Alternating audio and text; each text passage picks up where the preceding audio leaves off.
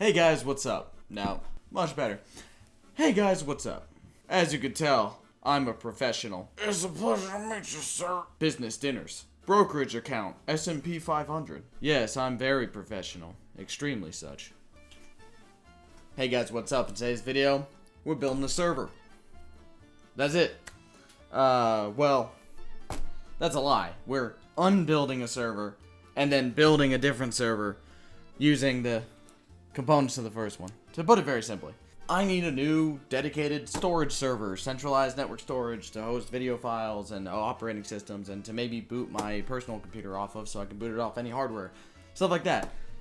On the bottom, we'll go in a little bit, but this is a Dell PowerEdge R640. It's an older 1U server with Skylake Gen Xeon scalable CPUs in it. Now, the server we're going to be harvesting CPU and RAM from today is this Lenovo Blade chassis thingy. This is actually part of this whole chassis you're seeing right now. It's a 2U quad node chassis. In my case, I have 2 nodes and then 2 GPU tray node thingies, and this thing is probably extremely fucking loud. I live in an apartment. I have DSL. Now, you may have noticed with this one blade that I've actually taken out a CPU already. I just took this one out so I could see if this build was possible. This is what one of those CPUs looks like. It's super massive. It's a 20-core, 40-thread CPU, and they put this like blue stuff on it. That's their thermal paste. I'm gonna reuse it, even though it's hard. I thought about using one of the ones I already have. These are the ones in the other server, but unfortunately, most of my other CPUs are Intel Confidential engineering samples, as they say on them. As you can see, I don't know if you can read that from here, but Intel Confidential is what it says on it. Unfortunately, if your motherboard BIOS and microcode doesn't actually support an engineering sample CPU SKU, it's not gonna work. Yeah, I did have some like 6 cores I found, but I'd rather not just throw 12 cores in that server when it supports up to 56. Now, these coolers do use these like Torx T30 star screws or whatever they are, but as I've learned, everything's a flathead, except for this fucking devil screw. Anyways, everything else is a flathead, if you have the right flathead. So we're gonna unscrew this. Now while I'm unscrewing this, something you may notice about the socket. It has no like retention mechanism. I put this cover on it, but it has no retention mechanism at all. It's essentially just a bare socket. The CPU cooler actually provides all of the force and mounting and everything for the CPU to go in the socket, which is just insane. That is insane. See, it literally is stuck to the cooler. And yeah, that is our LGA 3647 socket. As you could probably tell, there are 3,647 pins in it. These CPUs support 6-channel memory, which we're going to pop out now. We're meant to pop that out first. These are 16 gigabyte Samsung DIMM. Currently, we have 4 of those, and that'll be plenty for a build like this. Now, real quick, you may be wondering what those black DIMM slots are for. Well, yes, you could just put a standard DIMM in there and they would go into the A2 channel, but you can actually put one of these. I said that without having it in my fucking hand. That was genius. That was the smartest thing I've ever done in my life. Wow. Woo. Whoa. This is a 128 gigabyte DIMM. Optane memory persistent. Fucking hell. Now, it's only... Oop, I spit all up in that. That's smart. It doesn't matter. Who fucking cares? Anyways, let's get back into the video. Let's get back into it. So, we've got our 64 gigs of DDR4 to 13, what the fuck speed? 2666, which is the max supported speed of this platform. Okay, so I wanted to give an honorable mention to these DIMMs because I really thought about using them. These are adorable, low-profile DIMMs from InnoDisk. Also DDR4 2666, 16 gigs, and they're just half height. But I've got a different build plan for these that actually requires the low-profileness, so... What the fuck was I gonna do with this? So we'll put those to the side for now. Finally, we could get into... Oh, one last thing I love about these CPUs, and this whole platform in general. As you can tell, we have our CPU on our heatsink here. Unfortunately, because Dell, they use a special mounting mechanism, so they don't use the two poles to like hold it straight so you can screw it in or whatever. No, they have their own special clips, so you need to use their coolers, which is good job, Dell. Anyways, so we need to get the CPU off the cooler. Now, you would think you could probably just like pull it off or there's a clip or something. Nope. It actually tells you to use a flathead screwdriver to physically pry the CPU off the cooler. I shit you not. And they actually provide a convenient slot where a flathead would fit. So you literally shove your flathead in and twist it, and that pops up the CPU. Then you can grab the clip and rip the CPU off. Or you just can't. There we go. And we have a CPU. 1 plus 1 makes at least 2, so we're ready to go. Alright, so let's hop into the Dell R640 and get this thing going. I probably should have disclaimed at the beginning, but I'm gonna do it now because you're trapped. Haha, I win. I don't actually have the trace for this, and I also don't have a VGA monitor because who the fuck does? Unless I can get the IPMI working, there's gonna be a limited amount of testing on this. Besides the fact that I will power up and not give me some kind of boot scream.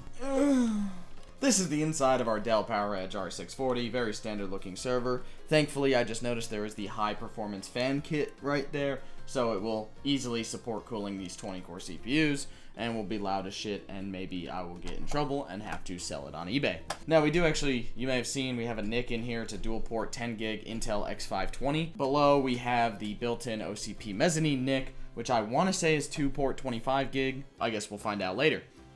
Doesn't really matter, I only need about 10 to 20 gigs of bandwidth, which you can get with just 2 NICs, so we have 2 separate cards for redundancy. Now, we're gonna go ahead and do the thing we've done before and unscrew these coolers. Pop off the clip, and here we have it. Blank cooler. Shit. Shit. Shit.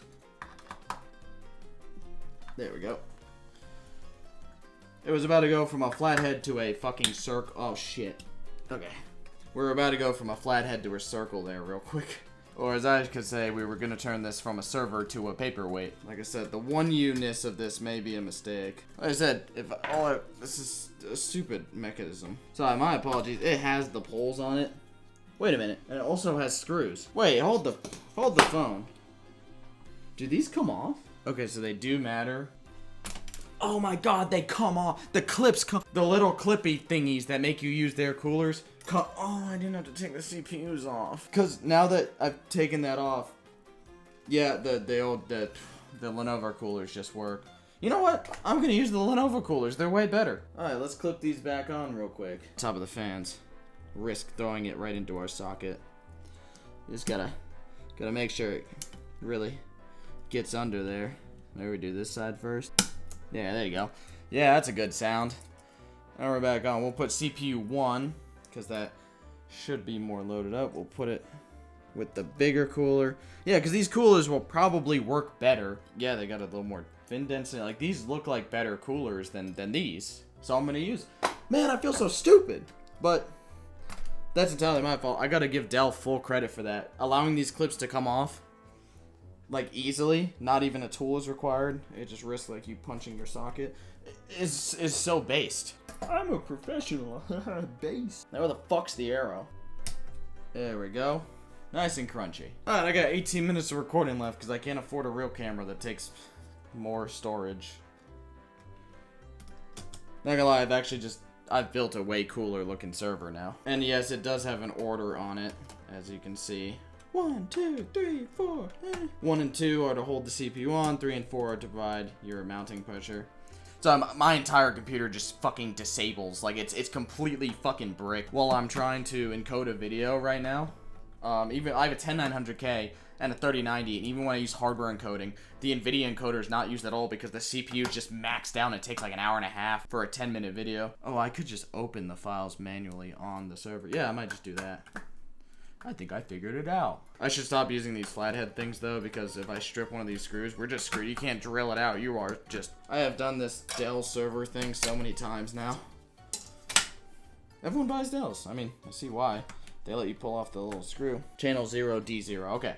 Yes, so it is, as you would expect, kind of like a quad DIMM server.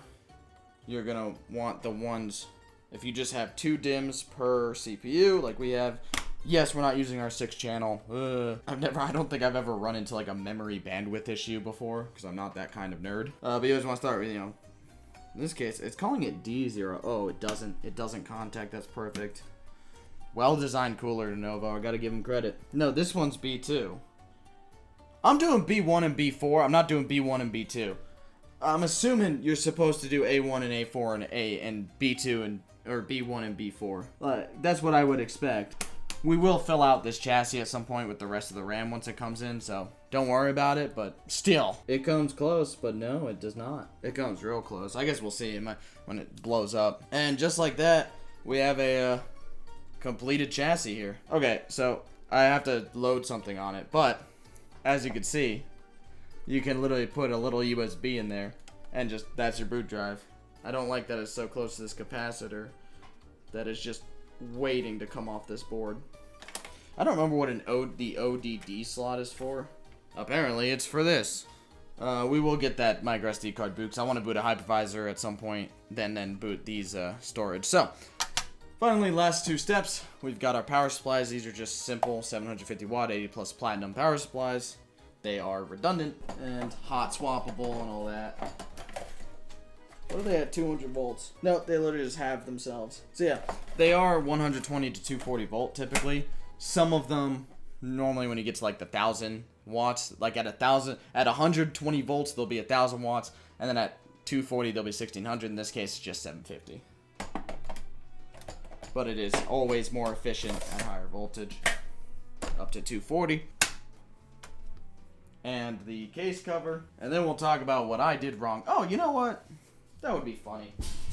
I'm real big into server GPU gaming and virtualization and all that. So currently I don't have my A2s, but we have a Tesla P4, which is basically a GTX 1080 GPU die on this tiny little passive card. It could be used for 3D acceleration with its 8 gigs of GDDR5. And we can go ahead and shove that in somewhere where it's not going to short on something. That would work. And we're going to put this Tesla P4 right there. Now you really gotta line this up, because if you mess up this little delicate connector, you are done. Well, you're done with having a riser, I should say, which makes the system a little bit more pointless than typical. How the fuck did that happen? I know, it's because I'm an idiot. There we go. Support bracket. Oh god. Oh, look at that. Beautiful. Now in the front... Oh, I shouldn't be lifting it by what I am. In the front, as you can see, we've got 10 hard drive bays, 2.5 inch, with currently, come on, some blanks in them. And herein lies our current limitation. Kind of a big one. So, the hard drives I was planning on putting in, or storage in this case, were the ones from this card that I bought.